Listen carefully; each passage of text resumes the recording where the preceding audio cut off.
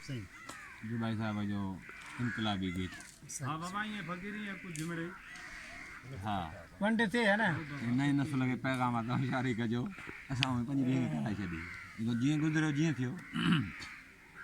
ओ जॾहिं जट तो ते हुक्मरान थींदा जॾहिं जट तो ते हुक्मरान थींदा त छो कोन नस्लनि जा नुक़सान थींदा जॾहिं जट तो ते हुक्मरान थींदा जॾहिं जट तो ते हुक्मरान थींदा छो कोन नस्लनि जा नुक़सान थींदा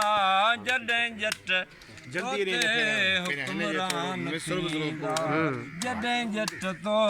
ते हुक्मरान थींदा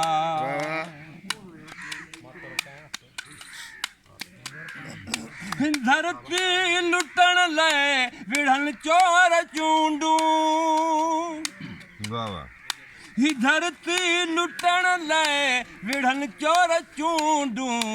वरियो ॾींदड़ बनादान थींदा वरियो ॾींदड़ बनादान थींदा त छो कोन नस्लनि जा नुक़सान थींदा छो कोन नस्लनि जा नुक़सान थींदा इहे जट जाहिल हुक्मरान थींदा अंधा ऊंधा वे जखल कुजाड़ा खाइए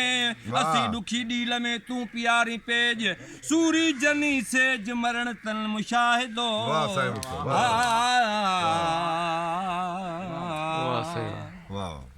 खुशामद जी बुछड़ी बीमारीअ में पाथल खुशामद जी बुछड़ी बीमारीअ में पाथल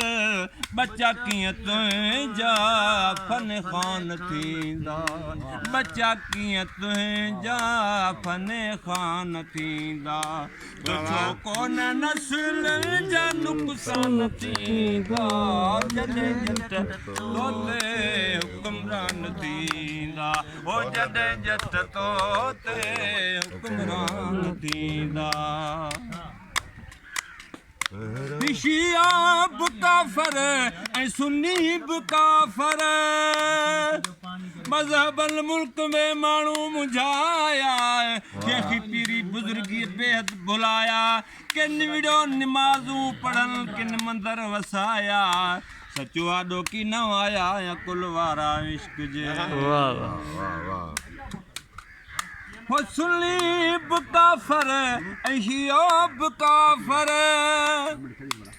सुन्नी बि काफ़र शियो बि काफ़र जे मस्जिद मंझां अहिड़ा ऐलान थींदा जे मस्जिद मंझां अहिड़ा ऐलान थींदा छो कोन नस्लनि जा नुक़सान थींदा जॾहिं जट तो ते हुक्मरान थींदा ओ जॾहिं जट मूं ते हुक्मरान थींदा मतां धीउ पढ़ाई जे गैरत न रहंदी मतां धीउ पढ़ाई गैरत न रहंदे कमज़ोर एॾा जे ईमान थींदा कमज़ोर एॾा जे ईमान थींदा छो कोन नस्लनि जा नुक़सान थींदा जॾहिं जट तो ते हुक्मरान थींदा जॾहिं जट तो ते हुक्मरान थींदा कई माफ़ थींदे लुटण लाइ कई माफ़ अच्छा इहो अॼु कोन पढ़ंदे धरती लुटण लाइ कई हू पढ़ी कई माठ थींदे हो कई माठ थींदे मुनाफ़िक डिबाई